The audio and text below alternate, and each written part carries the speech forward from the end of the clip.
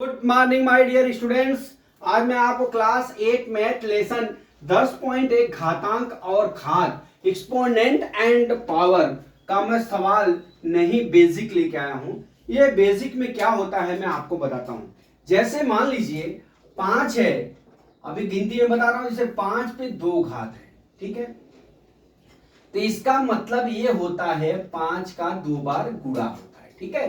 तो हम क्या लिखते हैं, 5 पचे 25 लिखते हैं, ठीक है। उसी तरह हमारा a पे 2 घात रहेगा तो हम लिखेंगे a गुणे a बराबर a स्क्वायर, ठीक है। अगर समझ लीजिए हमारा 5 पे 2 घात गुणे 5 पे 3 घात है तो बराबर, इसका मतलब ये हुआ ये जो 5 है, ये जो 5 है उसका जो आधार है, बेस है, एक ही है। तो हम क्या करेंगे, 5 गुणे 5 गुणे हम क्या करेंगे, 5 गुणे 5 गुणे 5 गुणे 5 कर लेंगे, मतलब ये हो गया। या इसको हम लिख सकते हैं 5 पे 2 और प्लस कितना लिख लेंगे, 5 बराबर 5 पे 5 का, ठीक है। उसी तरह से हमारा a पे 2 घात गुणे a पे 3 घात है तो इसका मतलब a पे 3 घात प्लस 2 घात बराबर a पे 5 घात, ठीक। इतना टॉपिक समझ में आ गया। अब हमारा क्या होता है कि जैसे मान लो a पे 8 घात है और नीचे a पे 5 घात है, तो इसका मतलब यह होता है कि a पे जो 8 घात और नीचे वाला घात जाके माइनस हो जाता है। जब इसका बेस a हो, इसका भी बेस a हो, मतलब उसका आधार भी, बेस मतलब आधार भी a हो, दोनों का बेस समान हो, तो हमारा क्या हो जाएगा, a पे 3 घात आ जाएगा, ठीक है। अगर मान लीजिए a दिया है, a पे 0 घात दिया है, इसका मतलब a हो गया, a पे 1 मान हो जाएगा, ठीक है। अगर 1 पे -1 है, इसका मतलब 1 बटा a हो गया। देख लीजिए सब टॉपिके हैं, ठीक। अभी मान लीजिए 2 पे 5 घात गुणे 3 पे 5 घात है, तो इसका मतलब ये हो गया 2 गुणे 3 घातांक कितना हो गया, 5 हो गया, ठीक। मतलब इस तरह से लिखेंगे 2 पे 5 घात और 2 पे 5 घात, क्योंकि इसके आधार अलग अलग है, ठीक है। अगर मान लीजिए a पे -2 घात है तो हम इसको क्या लिखेंगे, 1 बटा a पे 2 घात, ठीक है।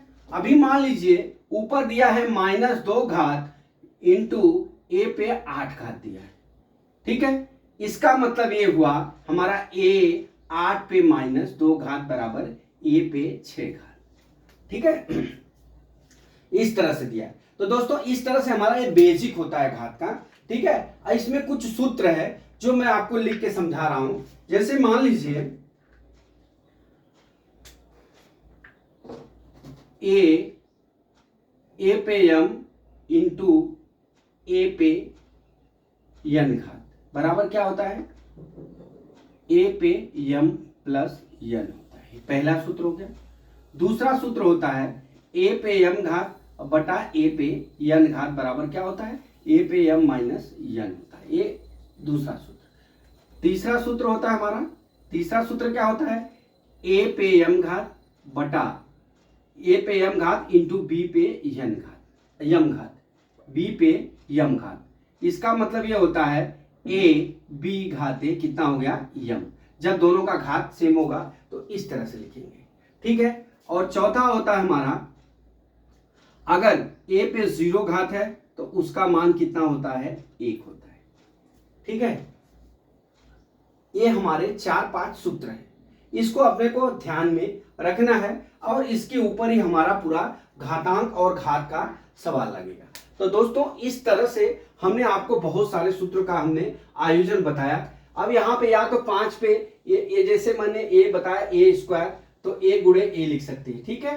अब a स्क्वायर गुणे a पे 3 घात है तो इसको लिखेंगे a पर 3 प्लस 2 बराबर a पे 5 घात लिखेंगे, ठीक है। अगर a बटा 8 है तो a पर 5 घात नीचे है तो हम इस तरह से घटा देंगे। a पे 0 घात है तो 1 है, ठीक है। अभी मान लीजिए पांचवा सूत्र हमारा एक और हो जाएगा, पांचवा सूत्र, ए पे -1 मतलब क्या हो गया, 1/a।